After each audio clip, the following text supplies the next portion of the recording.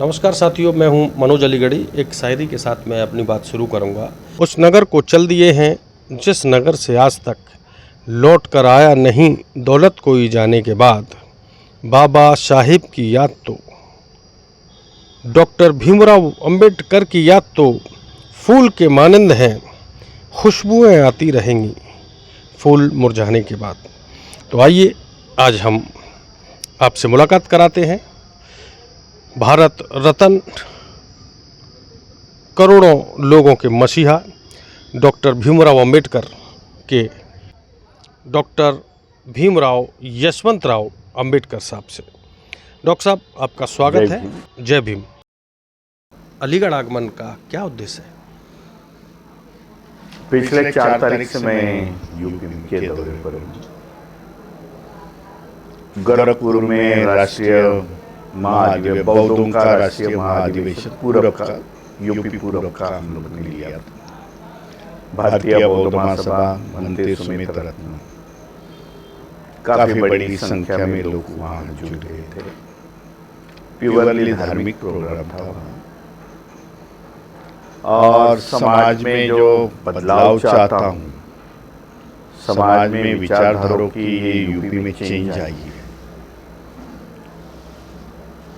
उसी को लेते हुए वो राष्ट्रीय अधिवेशन का हम लोगों ने गठन किया था।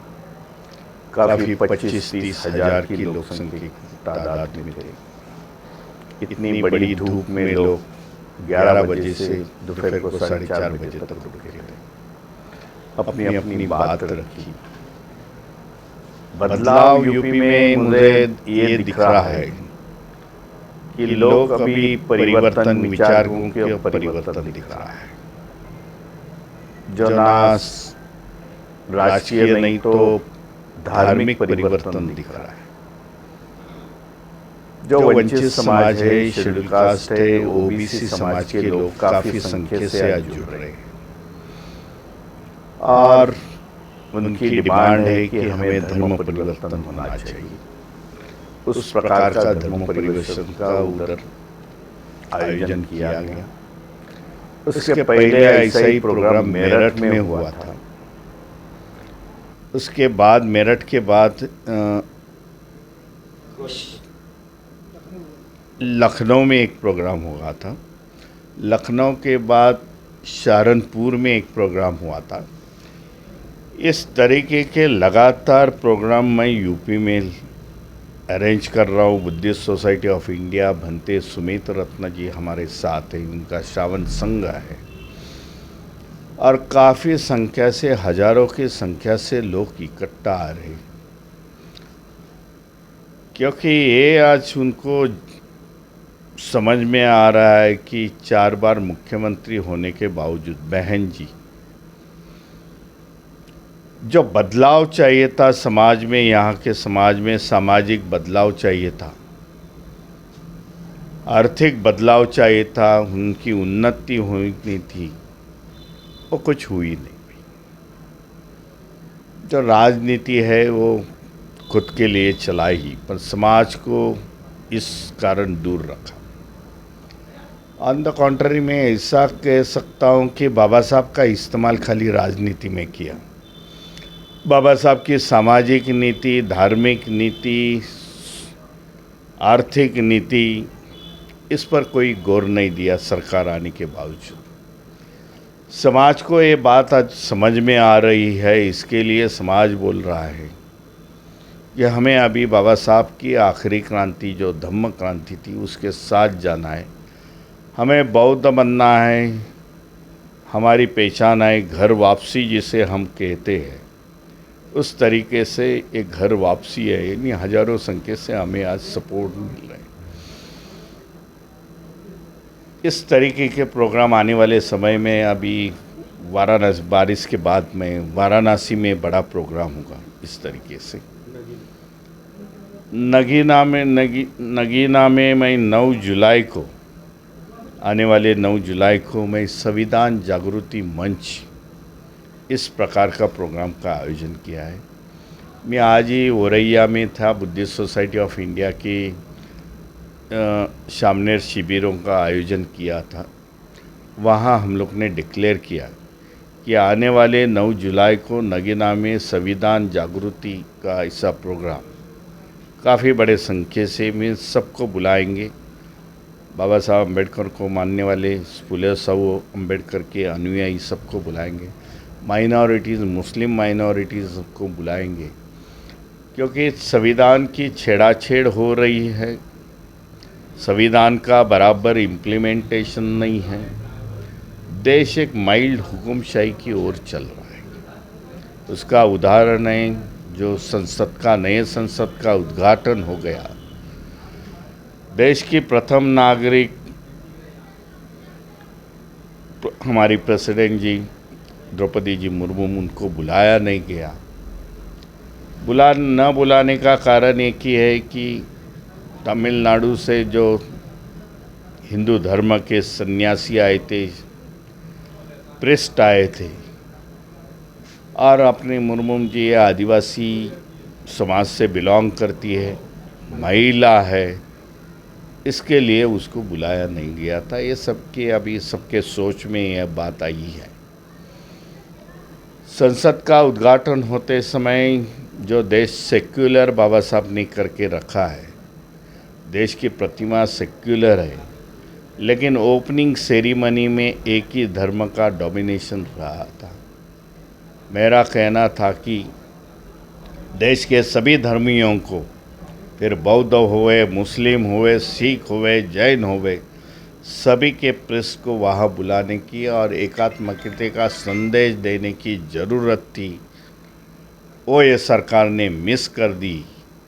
सरकार नहीं चाहती थी कि दूसरों का भी इसमें इन्वॉल्व हो। ये साबित करता है कि देश आज एक माइल्ड हुकुमशाही की ओर चल रहा है। डॉक्टर भीमराव यशवंतराव अम्बेडकर साहब, आपने बड़ी बेहतर और गहरी बात करने की कोशिश की है, लेकिन जब चुनाव आता है तो उस समय दलित समाज के लोग, अल्पसंख्यक समाज के लोग भटक जाते हैं कि वो उनका लीडर कौन है। तो आप हॉट इशू चल रहा है, ये भी बता दीजिए कि हम दलित लोगों को अपना आदर्श नेता किसको मानना चाहिए। जैसा कि आपने बताया, लखनऊ में आप बौद्ध सम्मेलन कराएंगे और बहन कुमारी मायावती पहली बार मेंबर ऑफ पार्लियामेंट बनी थी, वहाँ पर आप सेंध लगा रहे हैं। तो आखिर दलितों का नेता है कौन? हर एक स्टेट में अलग अलग नेता हैं। हमें जानना पड़ेगा, हमें लीडर के साथ नहीं तो विचारों के साथ हमें खड़ा रहना चाहिए। तो आजकल केजरीवाल साहब डॉक्टर अंबेडकर साहब का ढोल बजा रहे हैं, दिल्ली में बजा रहे हैं, पंजाब में बजा रहे हैं, तो क्या उन्हें आदर्श नेता मान लें दलित समाज के लोग? मैं किसी को आदर्श नेता नहीं मान रहा। महापुरुष है बाबा साहेब डॉक्टर भीमराव अम्बेडकर, ये महापुरुष है। महापुरुषों के विचारों पर, उसके रास्ते पर चलने वाले प्रत्येक को अधिकार है, मैं समझता हूँ। दलितों का ही बाबा साहब पर की अधिकार है ऐसा मैं नहीं मानता हूँ। मैं ऐसा भी नहीं मानता हूँ कि बाबा साहब खाली दलितों के थे। बाबा साहब ने जो देश के लिए जो किया है, बाबा साहब हर एक देश के नागरिकों के लिए बाबा साहब का कंट्रीब्यूशन है। उसके वजह से आज देश के नारी हुए या आदमी हुए, ये प्रत्येक जन आज उसका उपभोग लेते हैं। इसके लिए जो कंसेप्ट है बाबा साहब दलितों की ही है, वह पहली बार ही निकल डालनी चाहिए थी। आज जो लीडर की बात कहते हैं, दलित होवे, वंचित होए समाज, माइनॉरिटीज़ होवे, मुझे तो ये लग रहा है कि इन सभी ने आज अपना डिटर्मिनेशन तैयार किया है। इस सोच उनकी पक्की हुई है। भाई, जो संविधान के साथ जो पार्टी खड़ी होगी आज उसके साथ जाने की उनकी राय है। जो हमने कर्नाटक के इलेक्शन में देखा, कर्नाटक में दलितों की संख्या, बौद्धों की संख्या, ओबीसी की संख्या, बाबा साहब को मानने वाले की संख्या, यह कई परसेंटेज है। आज वो बिखरी हुई थी, लेकिन ये इलेक्शंस में वो सब इकट्ठा आ गए। भाई, बीजेपी का कौन डिफीट, बीजेपी को कौन कर सकते हैं, वो उन्होंने देखा और उनके साथ वो निकल गए। एक ही हमारे सामने मकसद है कि बीजेपी जो संविधान विरोधी पार्टी है, नया संविधान लाने का कभी कभी ऐलान करते हैं उनके लीडर्स, इनके लिए ये संविधान आने वाले समय में खतरा है। इलेक्शन के माध्यम से ये पार्टी को, ये विचारधारा से इसको मिटा दो। इसके लिए देश भर के सभी Dalit, schedule caste, schedule tribe, minorities एक ही सोच है, भाई संविधान के साथ जो पार्टी खड़ी रहेगी उसको हम वोट देंगे। चुनाव के टाइम पर तो एससी और ओबीसी की ड्यूटी हो जाती है भगवान की रक्षा करना, पूरे तरीके से वो भगवान को सुरक्षित करते हैं। दूसरी बात सर, आप महाराष्ट्र से उत्तर प्रदेश की तरफ रुख करके आगे बढ़ रहे हैं। एक नाम और है, दलितों के मसीहा कहे जा रहे हैं, बामन मेश्राम साहब। आखिर उत्तर प्रदेश की ओर ही आप लोगों के वाहनों का मुंह किधर क्यों है? क्या आपका और उनका केंद्र बिंदु एक ही है, मार्ग एक ही है, या डेस्टिनेशन एक ही है? वामन मेश्राम वो पॉलिटिकल पार्टी चलाते हैं। मान्यवर, आप भी तो कह रहे हैं कि हम एक अपने नेता को ढूंढेंगे सर। हम लोग बुद्धिस्ट सोसाइटी ऑफ इंडिया चलाते हैं। बाबा साहब ने जो स्थापित की हुई बुद्धिस्ट सोसाइटी ऑफ इंडिया है, बाबा साहब की धम्म क्रांति है बुद्धिस्ट सोसाइटी से हुई। बाबा साहब ये बुद्धिस्ट सोसाइटी के first president, founder and president हुए। हम बाबा साहब की धम्म क्रांति लेके चल रहे हैं। हमने देखा कि उत्तर प्रदेश में आज वैक्यूम है कि लोगों की डिमांड है कि हमें यहाँ आ जाओ और हमारे को बौद्ध धम्म की दीक्षा दे जाओ, हमें सिखाओ। इसके लिए हम बार बार उत्तर प्रदेश में आ रहे। जो विचारधारा उत्तर प्रदेश में थी, जो पार्टी थी उत्तर प्रदेश में, आज वो विचारधारा से बाहर निकल गई है। लोगों को समझ में आ रही है कि जिन पर 4 बार भरोसा किया, जो पार्टी को 4 बार सत्ता दे दी, आज वो विचारधारों पर नहीं चल रही है। कहीं ना कहीं मनुवादी पार्टियों के साथ उनका साठगांठ हो रहा है। लोग बहुत होशियार हो गए, किसी को आज बताने की ज़रूरत नहीं है।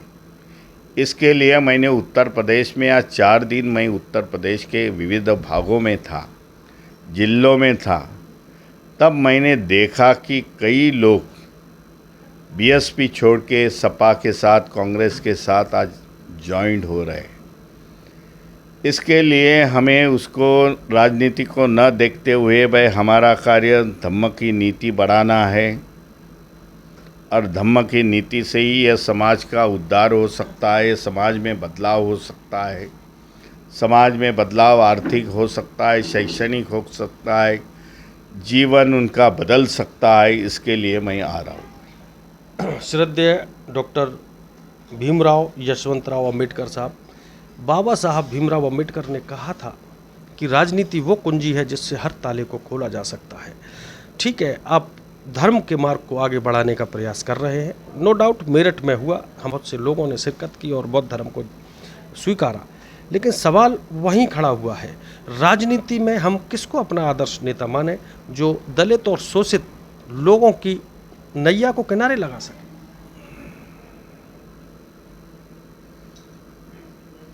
मैं राजनीति में जो महापुरुषों के विचारों के साथ चलेंगे, जो समाज के भले की बात करेगा, जो ऑनेस्ट है भाई समाज के लिए, उसी के साथ भाई स्टेट में जाना जरूरी मैं समझता हूँ। श्रद्धेय, मैं आपसे वही पूछ रहा हूँ, जो दलित समाज के लोग मार्ग को भटके हुए हैं, जैसा कि आपने स्वयं बताया कि बहन जी मार्ग भटक गई, मान्यवर काशीराम का जो टारगेट था वो बिल्कुल बेकार हो गया। तो अब हम लोगों को क्या करें? क्या भाजपा ज्वाइन करें, सपा करें या कांग्रेस करें? आप उसको क्लियर करें। आपका जो आने का उद्देश्य है, जन जन तक क्रांति होनी चाहिए। मैं आपसे महज इसलिए बात कर रहा हूं क्योंकि आप डॉक्टर भीमराव अंबेडकर के पौत्र हैं सर, और उन्होंने भारत का संवैधानिक ढांचा बनाया। उन्होंने अंग्रेजों को और तथागत दलितों पर अत्याचार करने वालों को मुंहतोड़ जवाब दिया, वो चाहे पानी की लड़ाई हो या महिलाओं के सम्मान की लड़ाई हो। आपको मैं ही नहीं बल्कि उत्तर प्रदेश की बहुत बड़ी संख्या सुन रही है और देख रही है। आपका एक एक शब्द महाराष्ट्र से सीधा दिल्ली पहुंचेगा। जो है सीरीज़ भर के प्रोग्राम अभी हो गए मेरे। आने वाले समय में मेरे 4 प्रोग्राम बाकी है उत्तर प्रदेश में। ये होने के बाद मैं डिसीजन लूँगा कि मुझे इसमें क्या करना है। आपने डायरेक्टली राजनीति में आना है, तैयार कर रहा हूँ मैं, सिचुएशन देख रहा हूँ, बाद में मैं अनाउंसमेंट करूँगा। ये प्रोग्राम 4 प्रोग्राम जो बचे हुए हैं वो होने के बाद मैं अनाउंसमेंट जाने वाला। मान्यवर जून चल रहा है, मात्र 6 महीने शेष रह गए। मतदाता किधर जाएगा, थोड़ा सा क्लियर करिए आप। अभी 3 प्रोग्राम लगेंगे, पूरे देश में भ्रमण करेंगे, जब तक लगता है लोकसभा चुनाव निकल जाए। सितंबर तक ये तीनों प्रोग्राम मेरे ख़त्म हो जाएंगे और सितंबर के आखिरी में तीनों प्रोग्राम होने के बाद मैं डिसीजन लूँगा। समाज के भले के लिए डिसीजन लूँगा। समाज को क्या रिक्वायरमेंट, उत्तर प्रदेश की बात कर रहा हूँ, उनको क्या चाहिए उसके लिए मैं डिसीजन लूँगा। आने वाले समय में और ये 3 प्रोग्राम में कितनी लोग इकट्ठा होते हैं, सभी से बात करके मैं डिसीजन। लेकिन सर, उत्तर प्रदेश से पहले 5 राज्यों में और चुनाव बाकी है, उनके लिए कोई दिशा निर्देशन, कोई आपका डायरेक्शन, या आप राजनीति पर चिंतन अभी करना नहीं चाह रहे? अभी तो राजनीति पर मैं चिंतन नहीं करना चाहता। तो साथियों, मेरे साथ डॉक्टर भीमराव यशवंतराव अंबेडकर साहब से चर्चा करने का मौका मिला और आज प्रातः से ही डॉक्टर साहब के बहुत उत्तर प्रदेश के कई ज़िलों में स्वागत सम्मान समारोह थे और हमारे बहुत से जो तथागत बुद्ध के अनुयायी डॉक्टर भीमराव अंबेडकर के फॉलोवर्स, साथ में जे प्रवीण निखारे साहब जो कि साहब के साथ आए हैं, BSI के ट्रस्टी हैं, साथ में हैं आदरणीय जय सिंह सुमन साहब, राजवीर सिंह जी, आदरणीय कालीचरण जी, मेघ सिंह गौतम जी, KP सिंह जी जो आगरा से आए हैं, राजवीर सिंह जी जो फिरोजाबाद से हैं, सौदान सिंह साहब, इंद्रजीत गौतम जी, सुशील कुमार गौतम जी, योगेंद्र प्रसाद जी, फतेह चंद जी, KP सिंह जी तहसीलदार साहब और वीर सिंह जी। पूरे तरीके से दलित समाज के ये स्तंभ हैं। सभी बुजुर्ग बार आप देख सकते हैं, सभी बुजुर्गों ने पूरी तन्मयता से डॉक्टर अंबेडकर साहब के पुत्र का बेहतरीन स्वागत किया और अलीगढ़ के बहुत से ऐसे स्थानों पर घुमाया जो लोग इनसे हाथ मिलाना, इनके पास आना, इनको स्पर्श करना मानो डॉक्टर भीमराव अंबेडकर से मिलना महसूस कर रहे हों। मैं हूं आपका मनोज अलीगढ़ी और जल्द मुलाकात होगी। हमारा उद्देश्य समाज को जागृति प्रदान करना है। हम किसी की भावना को ठेस पहुंचाने का हमारा कोई उद्देश्य नहीं है। सभी लोगों को जय भीम, जिंदाबाद।